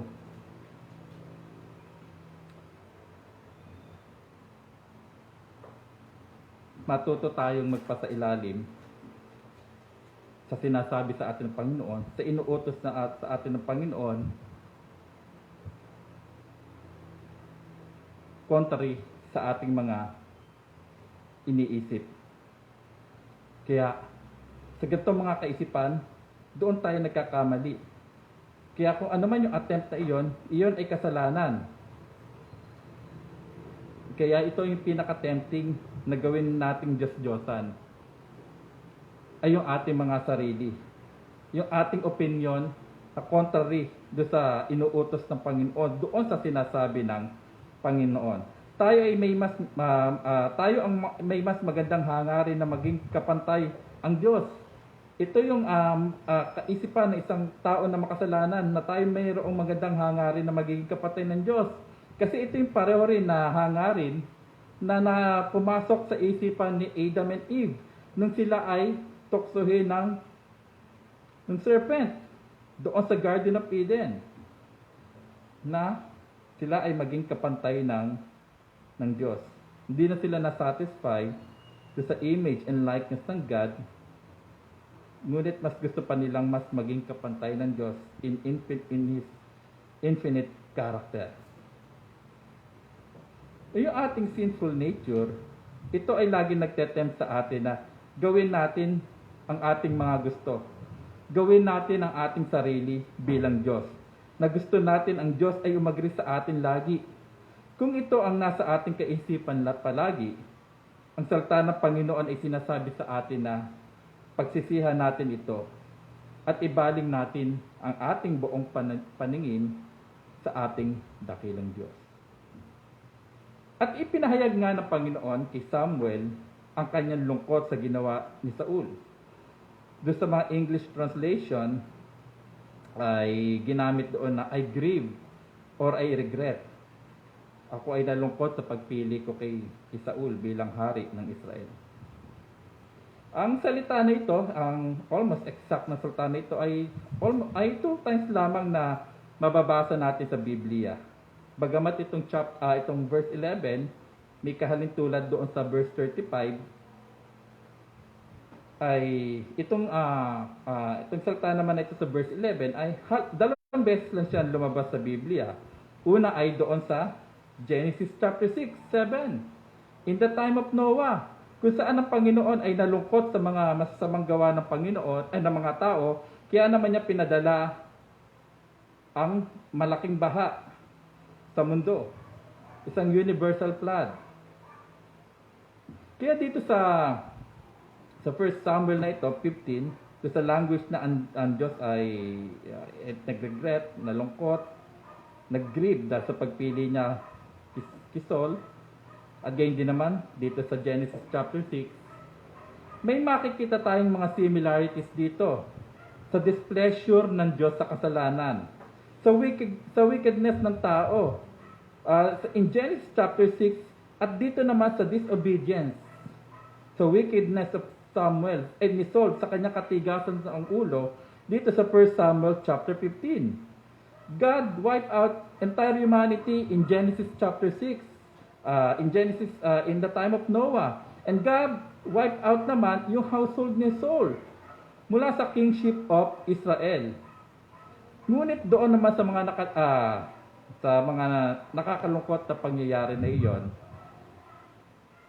sa mga pangyayari na iyon ay pinangyari naman ng Panginoon ang isang magandang pangyayari. Pareho na account na ito, God raised people to serve God's purpose sa redemption sa kasaysayan. In Genesis chapter 6, God raised Noah. At dito naman sa 1 Samuel, God raised a man after His own heart na si King David. Na ito'y tatalakay natin hanggang humahaba, nagdedire-diretso yung ating sermon series dito sa 1 Samuel. Kahit sa parehong hindi magandang pangyayari, dito sa Genesis 6 at dito pa rin sa 1 Samuel, kahit sa parehong hindi magandang pangyayari, ay makikita pa rin natin ang kamay ng Diyos na nagliligtas sa kanyang bayan. Hindi wickedness ng humanity or disobedience ng isang hari na tulad ng Israel ang makakaputol sa plano ng Diyos sa pagliligtas. Kaya naman sa ganito mga kasaysayan na naririnig natin at nababasa natin mula sa Biblia, ay sapat na upang mas lalo tayo magtiwala sa Panginoon na nagliligtas sa atin. Paano natin ito pinakikita sa panahon ng pandemya? kung saan ay may mas lalo tayong nahihirapan sa mundong ito. Kaya ang imbitasyon sa atin ngayon, tingnan natin ang ginawa ng Diyos sa panahon ni Noah at sa pagtatapos sa paghahari ng sambayanan ni Saul na magbibigay daan sa isang hari na magiging matapat sa Diyos para sa kanyang bayan. Kaya nang makita si Samuel at si Saul, ay hindi natin alam kung si Saul ba ay nagsisinungaling siya sa harapan ni Samuel na hindi niya alam na hindi niya tinatago kay Samuel na hindi niya kinuha yung mga halagang hayop at iba pang mga gamit at gayon din naman si Agag kasi nung nakita si Samuel tsaka si Saul, ang sabi ni Saul kay Samuel, pagpalain ka nawa ng Panginoon, tinupad ko na ang utos ng Panginoon. Doon sa salitang tinupad ko na ang utos ng Panginoon, itinatago niya ba yung hindi niya ginawa kay Samuel? O justification lamang niya ito na tama ang kanyang ginawa at yung pagkuha niya doon sa mga alagang hayop ng mga Amalek at pagkuha kay Agag, ito isang maliit lamang na bagay para kay Saul.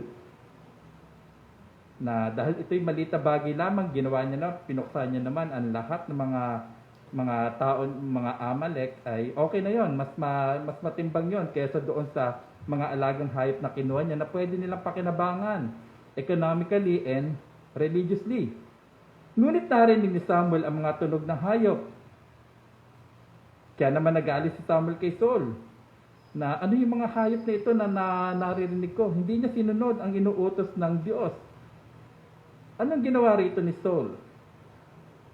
Kaya tuwing pagbabasahin natin ito, tuwing the Lord ko-confront ang isang unrepentant sinner, anong laging ginagawa ng isang unrepentant sinner?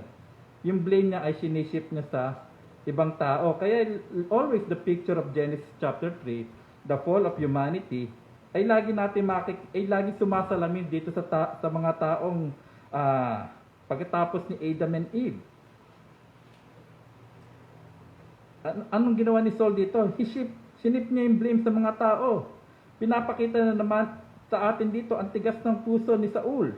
Na sa simula pa ay hindi marunong magrepent si Saul sa kabila ng pagharap sa kanya ng salita ng Panginoon. Wala siyang remorse sa ginawa niya. Wala siyang pagsisisi sa kasamaan na kanyang ginawa sa mata ng Panginoon. Siya ay binulag ng kanyang kasalanan. Mabuti bang naghahandog sa Panginoon? Kasi yun ang pinaka-reason niya eh. Ihahandog sa Panginoon. Oo. At ito ang hinihingi sa bayan ng Diyos bilang kanilang pagsamba sa Kanya. Kaya maganda naman ang naisip ni Saul kung tatanungin natin ang opinyon ng tao na ang mga sinamsam nila na hayop ay ihahandog nila sa Panginoon. Para bang mga pera na galing sa illegal tapos ay bibigay sa iglesia. Ngunit ito ay kahangalan. Dahil iyon ay nagmula sa pagsuway ni Saul. Hindi natin pwede i-justify yung end. Kahit pa maganda yung end natin, kahit pa mali yung ating means. Para sa kanya ay maganda naman ang kanyang layunin, pero hindi pa rin yun katanggap-tanggap sa Panginoon.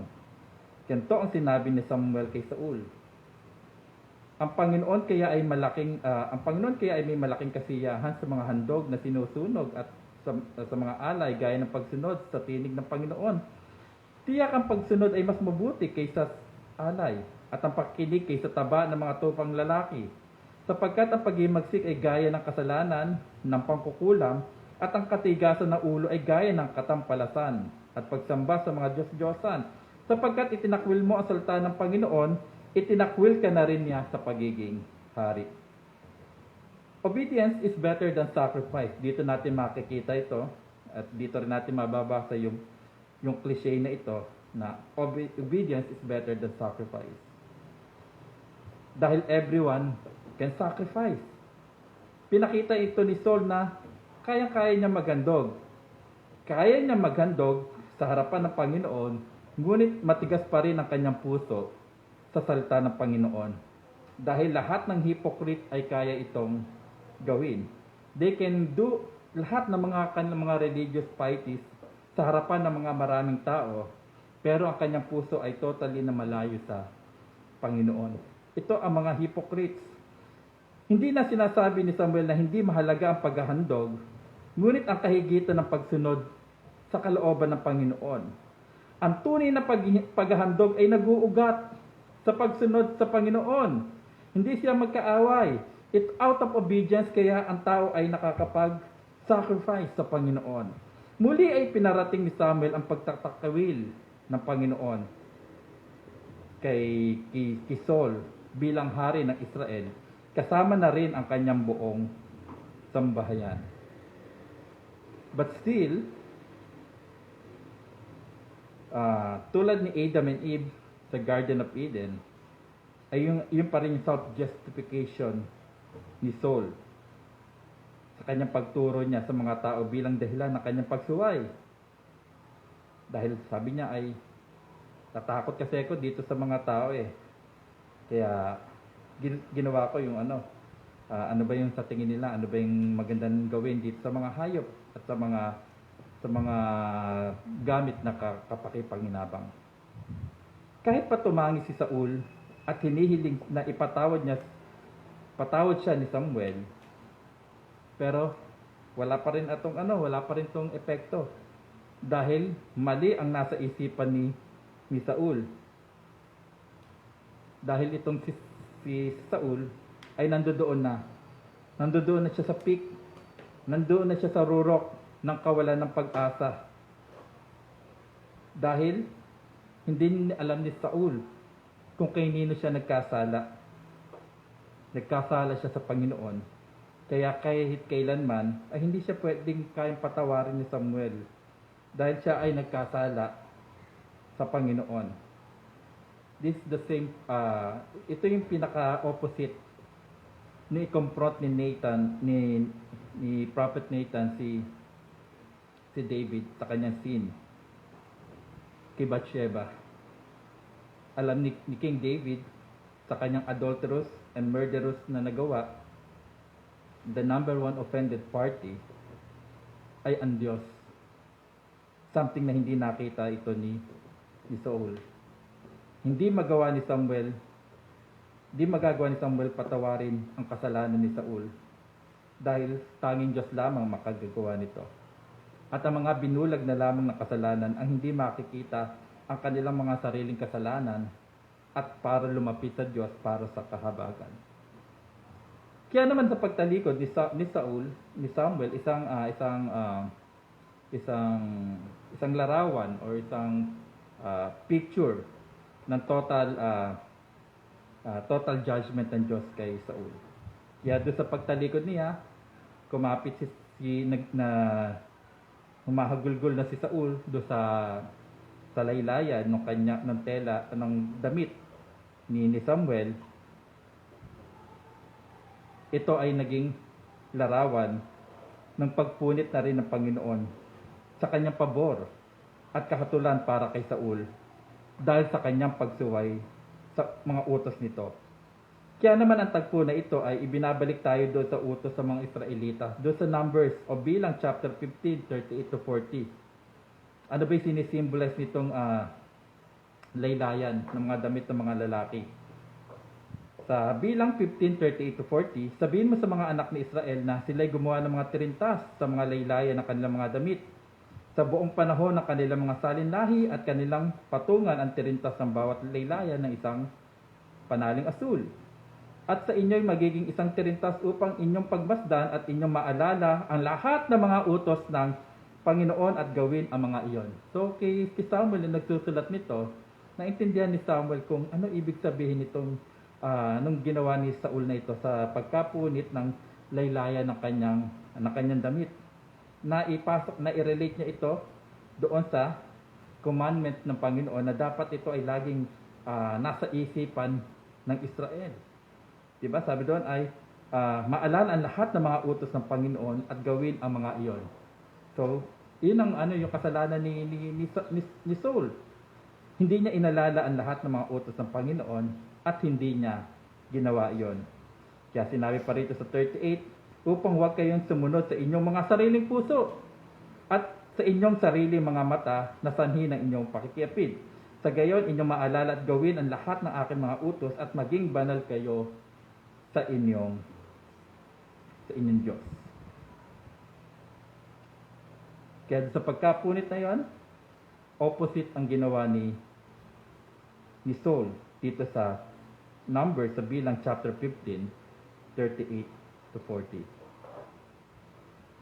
Kaya nakuha na agad ni Samuel na siyang sumulat nito ang hatol kay Saul ng Diyos.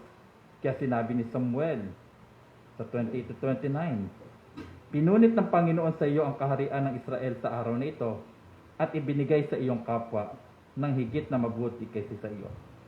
So makita natin din the raising of ng Diyos for another man na maglilid sa Israel, si King David. At kaya sa verse 29, kaya hindi ng kalwalatian ng Israel ay hindi nagsisinungaling o magbabago ng isipan sapagkat siya ay hindi isang tao na dapat siya'y baguhin ang kanyang isipan.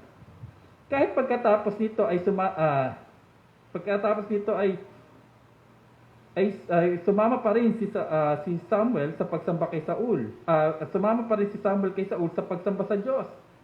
Ngunit ang pagsamba ni Saul na ito ay wala nang saysay sa harapan ng Panginoon. Hindi na ito magagawang baliktarin ang pinataw na hatol ng Panginoon. Kaya naman pinakita ni Samuel kung ano ang dapat ginawa ni Saul. Ano yung ginawa ni Samuel na dapat kanyang ginawa sa labanan pa lang? Ay itong puksain, pagputol-putulin itong si Agar. Si Samuel ay umuwi na sa kanyang hometown at hindi na muling nakita ni Saul hanggang sa ito ay mamatay. Marahil ay wala na rin namang ibibigay na salita ang Panginoon kay Saul at kaya nga sinabi sa huling pangungusap at ikinalungkot o mourn ng Panginoon na kanyang ginawang hari ng Israel si Saul. Kaya tulad doon sa verse 11, ay the same pattern pa rin yung ginamit rito ni Saul, ay ni Samuel. Pero pag binasa pa rin natin itong 35 at kukumpara natin sa 29, meron bang contradiction dito si Samuel? Sabi niya, ang Diyos ay hindi tulad ng isang tao na dapat niyang baguhin ang kanyang isipan. Pero sa verse 11 at verse 35, ay sinabi ni Samuel na at ikinalungkot ng Panginoon na kanyang ginawang hari ng Israel si Saul. Ito yung pinaka-tricky na part marahil dito sa 1 Samuel chapter 15. Make natin dito na bakit dito ang Diyos ay nag-grieve o nagre-regret. Kala ko ba ang Diyos ay hindi nagbabago? Pero hindi pinakikita rito sa atin the infinite character ng Panginoon, but yung tinatawag natin na pinakikilala sa atin dito na yung infinite character ng Panginoon sa pamamagitan ng paggamit ng isang tao. Kung paano ba yung tao ay nalulungkot, paano ba tao ay nagiging masaya, na mas lalo nang intindihan para maintindihan lamang ng mga finite people ang ating infinite na Diyos. Though dito fully magagrasp ng tao, pero yun ang pinaka-better na ma-communicate ng Diyos ang kanyang katangian. Hindi ang Diyos ang nagbabago. Ngunit pinapakita sa atin sa pagkakataon na ito, ang Panginoon, siya ay nadidisplease, yung displeasure ng Diyos sa kasalanan ng mga kabilang sa kanyang tipan. Sa pagkakataon naman na ito ay yung pagkalagay kay Saul sa posisyon na inaasahan na maglilid sa mga tao sa Diyos. Ngunit hindi iyon ginawa ni Saul. Ngunit iba ang nangyari. Opposite ang ginawa ni Saul. Pinakikita sa atin the displeasure of God sa kasalanan ng mga taong kabilang sa kanyang visible community. Ang Diyos ay hindi nagbabago. Si Saul ang nagbago. Pinakita sa atin dito how God disapproved yung displeasure ng Diyos sa kasalanan. Pinakikita rin sa atin na mahalaga sa harapan ng Diyos kung ano yung ating mga ginagawa. When we sin, God nadi-displease sa atin ang ating Diyos sa mga ginagawa nating kasalanan. And if we walk ng may obedience sa ating Panginoon, is a pleasure sa ating Diyos.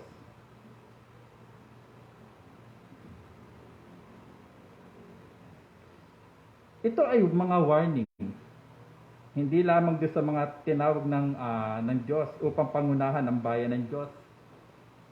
Sa panahon natin, and our time, the people of God, the church, ito ay dapat rin tanggapin ng lahat ng mga mananampalataya, na lahat ng mga Kristiyano, na lahat na kabilang sa visible community ng ating Panginoon. Na natanggapin natin ang commandments ng Panginoon, ang pinag-uutos sa atin ng ating Panginoon pagkatapos natin manalig at manampalataya sa Kanya, pagkatapos na tayo ay iligtas ng ating Diyos. Natanggapin natin ito ng buong puso. Hindi partially, kundi buong puso natin itong tanggapin. How imperfect man yung ating pagsunod sa ating Panginoon, but hindi natin ginagawa yung tulad ng ginagawa ni Saul, na walang remorse, na walang repentance. Sa tuwing ang salita ng Panginoon ay haharap sa Kanya at siya ay i-convict nito sa Kanyang kasalanan. Hindi tayo ganoon, kundi sa tuwing tayo kakaharapin ng Panginoon because sa ating mga kasalanan, wala tayong ibang pwedeng gawin kundi tayo ay mag-repent. Pagsisihan natin ang ating nagawang kasalanan. That's why every Lord's Day, sa tuwing tayo ay babasa ng kautusan ng Panginoon, at makikita natin, binasa natin sama-sama ang paghingi ng kapatawaran. Hindi natin ito binabasa out of lip service lamang, para lamang makasunod tayo dito sa ating liturgy. Kundi binabasa natin ito dahil sa pagbasa natin sa kautusan ng ating Panginoon, nakita natin ang ating mga kasalanan. Nakita natin ang ating mga sarili na mga kahabag-habag na nangangailangan ng kahabagan ng ating Panginoon. Ang pinagmulan ng pagsuway dito ay hindi natakot si Saul sa Diyos, kundi siya ay natakot sa tao. Mas mahalaga sa kanya ang sasabihin o gagawin ng tao kaysa sa Diyos. Dahil si Saul ay mas naghahabol sa approval ng tao kaysa kung ano ang kanya magiging kalalagayan sa harapan ng Panginoon. Ang ating takot sa Diyos ang siya maghahatid sa atin ng tunay na pagsamba sa Kanya. Tayo ay inaasahan na sumunod sa Kanyang inuutos at siya ay ganap na paglingkuran. Kaya anong ganda, how beautiful na ang sacrifice ay out of obedience. Bagay na hindi nauunawaan ni Saul. Siya ay binulag ng kanyang false religiosity. Ito ay napakaganda dahil itong obedience and sacrifice, ito ang pundasyon ng ating kaligtasan. Paano? Nang si Kristo, ang anak ng Diyos, ay bumaba sa atin at naging tao na tulad natin, siya ay bumaba rito upang sumunod sa kalooban ng Ama. Tuparin ang kautusan ng Diyos ng perpekto para sa ating katuwiran at mamatay sa krus para sa ganap na kapatawaran ng ating mga kasalanan. Ang kanyang pagsunod sa Ama ang nagudyok sa kanya willingly, na ihandog niya ang kanyang sarili para sa atin. Dinala niya hindi lamang ang ating mga kasalanan, kundi yung punishment nito, na sa gayon ay hindi na natin matikman ang dusa sa impyerno. Siya, si Kristo sa kanyang dugo, na sa pamagitan ng walang hanggang espiritu ay inhandog ang kanyang sarili na walang dungi sa Diyos, ay maglilinis ng ating budi mula sa mga gawang patay upang maglingkod sa Diyos na buhay. Kaya siya ang tagapamagitan ng isang bagong tipan upang ang tinawag ay tumanggap ng pangako na pamanang buhay na walang hanggan, hindi naganap ng isang kamatayan na tinubos sa kanila mula sa mga pagsalangsang sa ilalim ng unang tipan. Tayo na mga tinawag at tumanggap ng benepisyo ng pagsunod at paghahandog ni Kristo. Mga kapatid, tayo ay inaanyayahan din maging tulad niya. Tayo ay sumunod sa Diyos na may buong pagtitiwala at sa Kanya ay naghahandog. Paano natin magagawa ang mga ito? Ganito ang sinabi sa atin ni Apostol Pablo sa Roma 12:1-2. Alang-alang sa mga kahabagan ng Diyos na inyong ialay ang inyong mga katawan na isang handog na buhay, banal at kasiyasiya sa Diyos na siya ninyong makatuwirang paglilingkod. Huwag ninyong tularan ang sanlibutan ito, kundi magbago kayo sa pamagitan ng pagbabago ng inyong pag-iisip upang mapatunayan ninyo kung alin ang mabuti, kasiyasiya at lubos na kalooban ng Diyos. Ang ating pagsunod sa ating Diyos, ang ating binagong buhay. Ito ang ating hinahandog sa Panginoon bilang handog na buhay na kaaya-aya sa Panginoon. Kaya atin naiyahandog ang ating sarili dahil sa ating pagsunod sa Kanya. Hindi natin maiyahandog ang ating sarili kung ang puso natin ay malayo sa Panginoon. Tayo ay mga matitigas pa rin. Tayo ay nakadepende doon sa ating mga hypocrisy. Hindi. Kundi doon pa rin sa patuloy nating pananalig sa ating Diyos, sa ating taimtim at buong-buong pagsunod sa Kanyang inuutos. Ang hinihingi sa atin, hinahanap sa atin. Kaya atin pa rin mga good works matter. Hindi sa ating makaka-add sa ating salvation, but ito'y nagiging ebidensya ng ating kaligtasan, ng ating pananampalataya. Kaya nga sinabi sa atin ni Apostol Pablo, sinabi sa atin sa salita ng Panginoon, lahat ng ating ginagawa na akala natin ay walang saysay, hindi ito nalilingid sa mata ng Panginoon. Nakaupo ka ngayon, mamaya tatayo ka, matutulog ka, kakain ka, manonood ka, makikipagkwentuhan ka, marami kang nalimutan na iyong ginawa, mabuti man o masama, ito ay hindi nalilingid sa harapan ng ating Panginoon. Kaya ang paghandog natin sa ating Panginoon ng ating mga sarili bilang handog na buhay ay buong buo. Kaya mga minamahal na kapatid, matakot tayo sa banal na Diyos. Lumayo tayo sa lahat ng uri ng kasamaan at lumapit sa kahabagan ng Diyos sa araw-araw nang sa gayon ay mahihandog nga natin ang ating mga sarili sa ating dakilang Diyos bilang mga handog na buhay. Tayo po ay manalangin.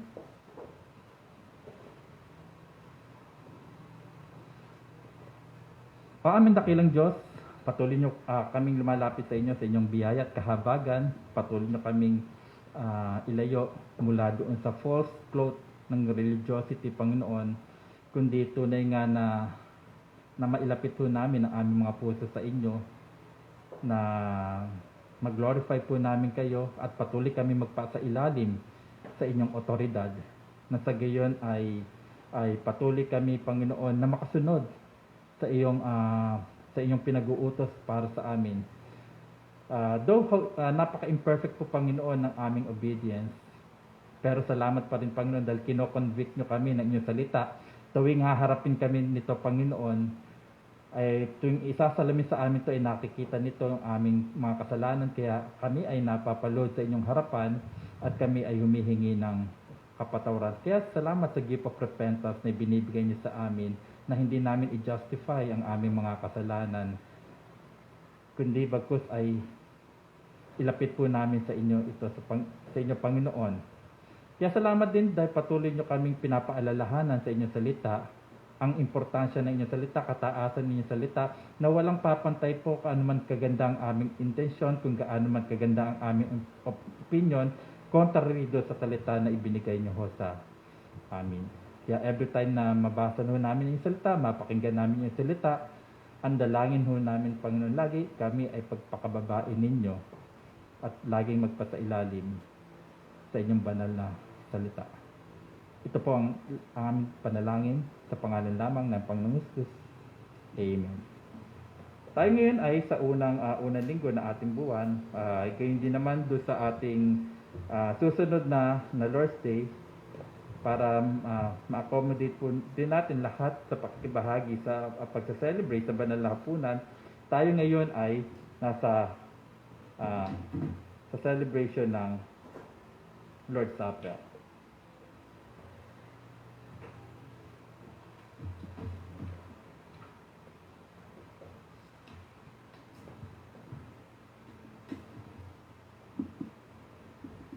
Sa bawat isa sa atin, kayo na mga nagpapahayag ng inyong mga kasalanan at pinaniniguraduhan ang inyong pananampalataya kay Kristo na ang pangako ng ating Panginoong Hesus tayo ay makakasigurado. Kung sino man ang kumakain ng aking katawan at umiinom ng aking dugo ay mayroong buhay na walang hanggan at kailanman ay hindi nahantong pa sa kahatulan.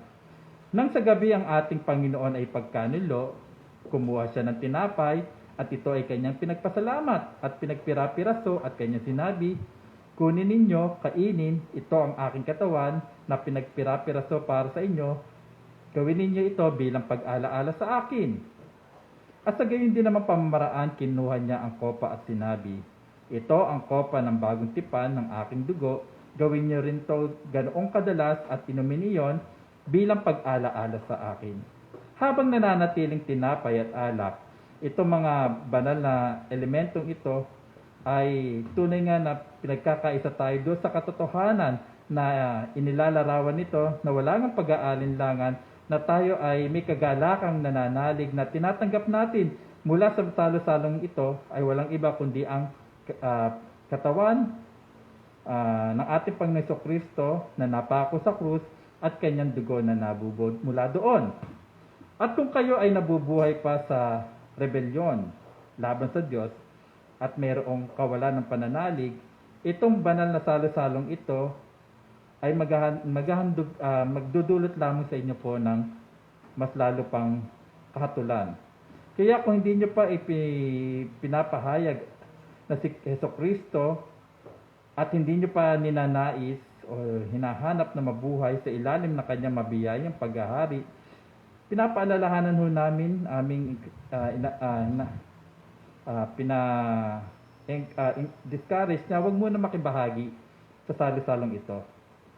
Ngunit kayo mga nagpahayag at humingi ng kapatawaran ay inaanyayahan sa banal na salo-salong ito, hindi dahil kayo ay nararapat sa inyong mga sarili, dahil kundi kayo ay binihisan ng ganap na katuwiran ni Kristo. Kaya huwag niyong hayaan ang inyong mga kahinaan o kahinaan ninyong pananampalataya o kabiguan ninyo sa inyong pamumuhay bilang Kristiyano parang hindi kayo makibahagi sa salo-salong ito. Ito ay pinagkaloob sa atin dahil tayo nga ay mga mahihina. Dahil nga sa ating mga kabiguan. Nang sa gayon ay mas lalo madagdagan ang ating pananampalataya sa pagkain natin ng kanyang katawan at dugo. Tulad ng ipinapangako ng salita ng Panginoon, tayo nga ay tumatanggap ng kaluguran ng Panginoon, gayon din ang ating amang nasa langit ay idinadagdag ang panigurado sa atin na ito na ang kanyang pangako kailanman ay hindi nagbabago. Kaya haligi na, mga makasalanang mananampalataya, ang hapag ay handa na, tikman at tingnan natin ang Panginoon ay pabuti. Tayo po ay manalangin. Makapangyarihan at walang hanggan Diyos, sa pamagitan ng iyong dugo, ng iyong bugtong na anak na si Kristo Jesus, ito ay pinaniguraduhan para sa amin ang isang bago at buhay na daan tungo sa dakong kabanal-banalan. Linisin niyo ang aming mga isipan at aming mga puso sa pamagitan ng inyong salita at spiritu, na sa gayon kaming mga tinubos niyo na bayan ay makalapit sa inyo sa pamagitan ng banal na sakramentong ito, nang gayon ay magkaroon kami ng masaya na pakikipag-isa namin sa banal na Trinidad sa pamagitan ng katawan at dugo ni Kristo na aming tagapagligtas. Alam po namin ang aming tagapagligtas ay umakyat sa langit. Hindi siya nananahan sa mga templo na gawa ng mga kamay. Siya ngayon ay nasa langit, ngunit patuloy pa rin siyang namamagitan para sa amin. Sa pamagitan ng sakramentong ito, at sa pamagitan ng iyong salita at espiritu, nawa sa mga pangkaraniwang gamit nito ay maibukod mula sa ordinaryong pagkagamit at maitalaga sa inyo, na sa gayon ay tunay ngang kami ay kumakain at iniinom ang mga elemento na ito, na siyang patuloy nagbibigay buhay sa amin, na tunay ngang tinatanggap ito ng aming mga kaluluwa para sa aming espiritual na buhay. Ito nga ang tunay na katawan at tunay na dugo ni Kristo. Tinatanggap namin ito sa pamagitan ng aming pananampalataya, na siya namang nagsisilbing kamay at bibig ng aming mga kaluluwa. Idinadalangin namin ito sa pangalan ni Jesus. Amen. Mula sa ating mga electronic bulletin ay sabay-sabay ho natin sambitin ang ating kredo na pinananampalatayaan mula sa kredong apostol. Sumasampalataya ako sa Diyos, ang mga makapangyarihan sa lahat, na lumalang ng langit at lupa, at kay Kristo na bugtong na anak niya at ating Panginoon, ipinaglihi sa pamagitan ng Espiritu Santo, ipinanganak ni Birheng Maria, nagdusa sa ilalim ni Poncio Pilato, ipinako sa krus na matay at nilibing, bumaba sa impyerno, sa ikatlong araw ay nabuhay na muli mula sa mga patay, umakyat sa langit at tumupo sa kanan ng Diyos, ang mga makapangyarihan sa lahat. Mula roon ay paparito upang hukuman ang mga buhay at mga patay. Sumasampalataya ako sa Espiritu Santo, sa banal na iglesia ng laganap, sa kapulungan ng mga banal, sa kapatawaran ng mga kasalanan, sa pagkabuhay ng muli, at sa buhay na walang hanggan. Itaas ninyo ang inyong mga puso sa Panginoon. Magpasalamat tayo sa Panginoon. Kaya mga kapatid, tayo ngayon ay tumungo dito sa makalangit na hapag at tanggapin natin ang kaloob ng Diyos para sa ating mga kaluluwa.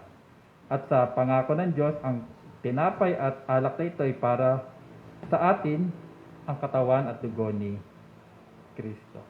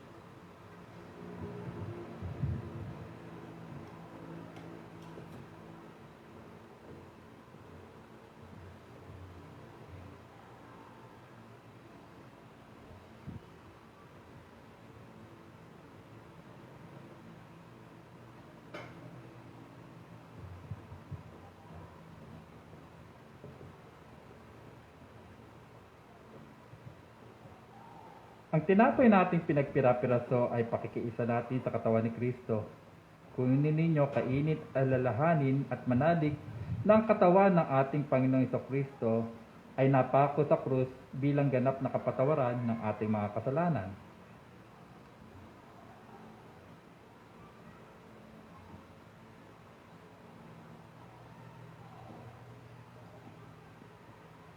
Ang kopa ng pagpapala na ating pinagpala ay pakita natin sa dugo ni Kristo. Inumin niyo lahat iyan, alalahanin at manalig na ang mahalagang dugo ng ating Panginoong Kristo ay nabubo sa krus para sa ganap na kapatawaran ng ating mga kasalanan.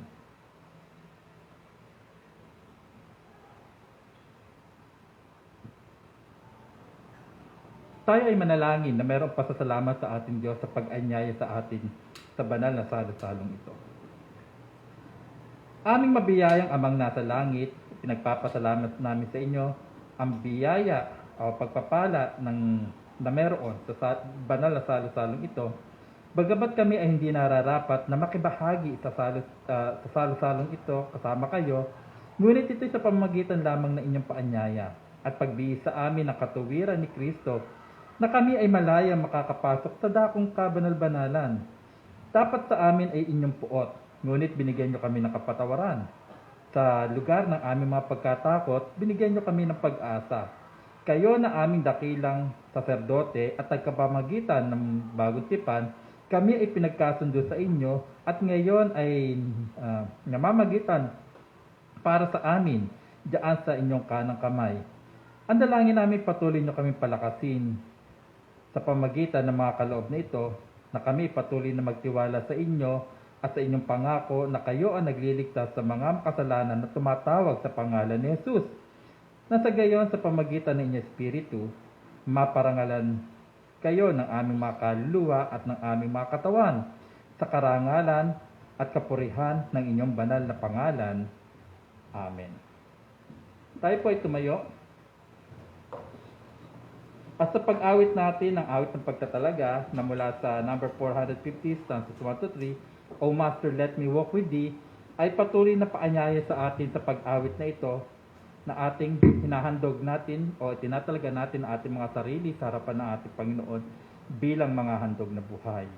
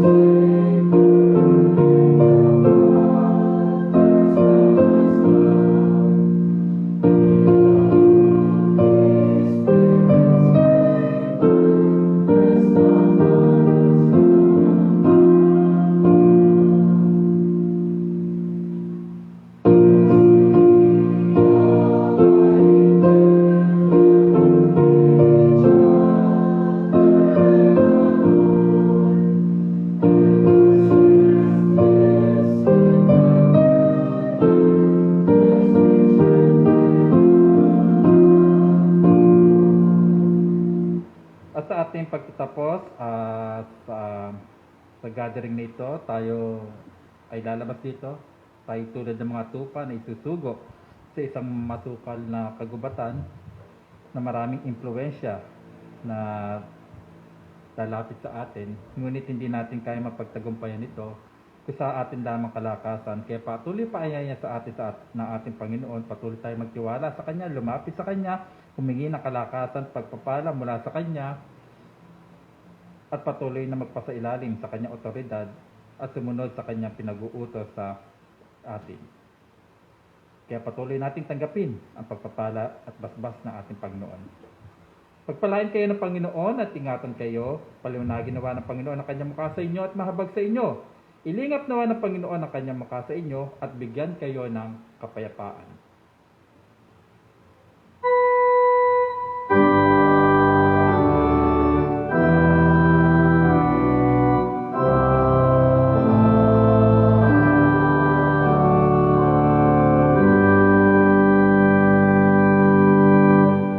Tayo po yung po at mga announcement po ni Elder Albert.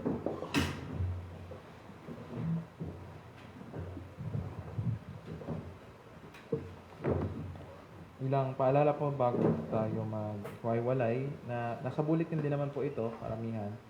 Ang ating offering po ay again sa pamagitan ng online transaction na lang gamit doon sa account na meron tayo nandito po sa page 11 na ating bulletin. Pangalawa po, ating patuloy na idulog sa panalangin ang ating mga kapatiran, lalo po yung mga karamdaman at nangangailangan ng kalakasan ng Panginoon. Pangatlo po ay mag-abang lang tayo sa ating Facebook page na para sa iba't ibang mga announcement at sa iba pa nating mga balak gawin for this year. Especially, we want to expand din yung ating ministry further. So, antabayanan natin doon. And finally, sa mga iglesyang reform po, kagawian na mag-maintain talaga ng membership records. At naalala nyo, kamakailan nagpadala si Elder Carlo ng link na mag-register tayo. Alam ko tapos na yung ilan, pero karamihan hindi pa tapos. So, after na service, Elder Carlo will send yung link na yun. So, i-fill out na lang natin para updated yung ating records. Ilan po at Happy Lord's Day po sa bawat